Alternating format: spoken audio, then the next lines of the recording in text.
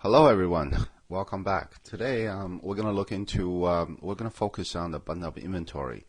And inventory is kind of important part of this subject because inventory button can directly link your inventory to your existing website where you can control your entire inventory on display through daily software.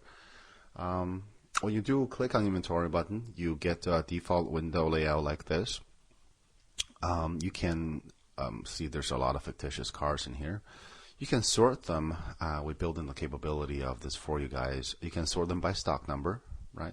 So numeric values, or by year, make, alphabetical, model, trim, age of this lead, how long has it been, even status, even location, alphabetical again.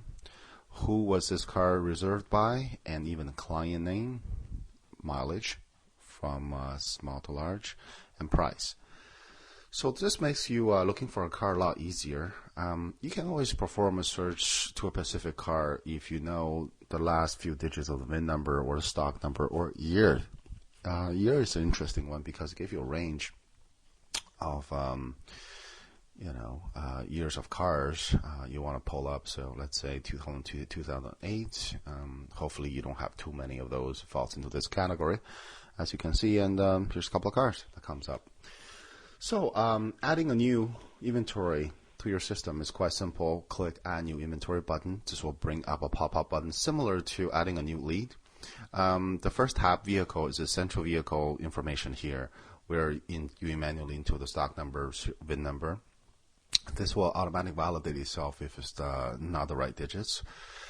Make a model, drop down menu to save you a lot of typing. Odometers, model, selling price, reconditioning, and total cost. These are the fields that's visible only to management access.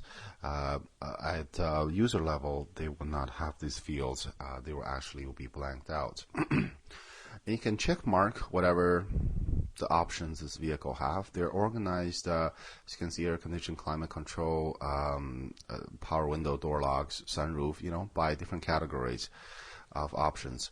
When you do click on this feature tab here, what does that do is that actually kicks in a featured vehicle into your website as you have certain spot reserved for that space. Sometimes the dealer can have 4 or 5 or 3, and this will bring the car into that featured spot.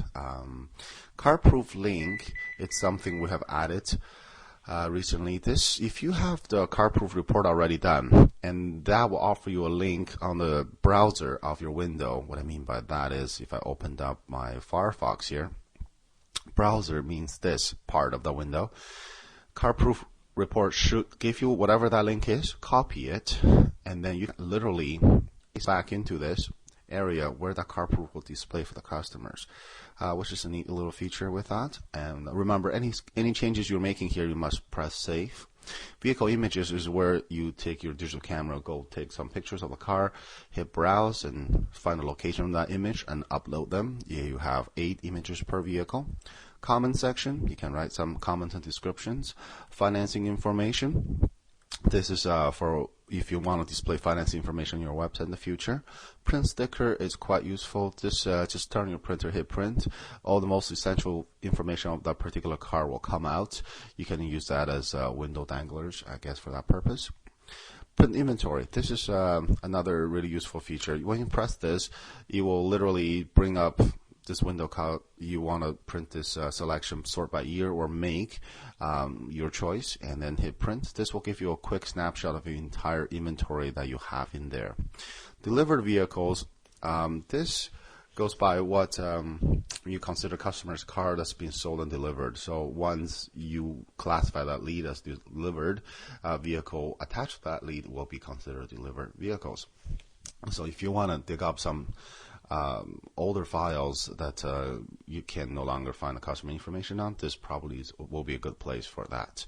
Okay, and that concludes our look into the inventory button today. Thank you.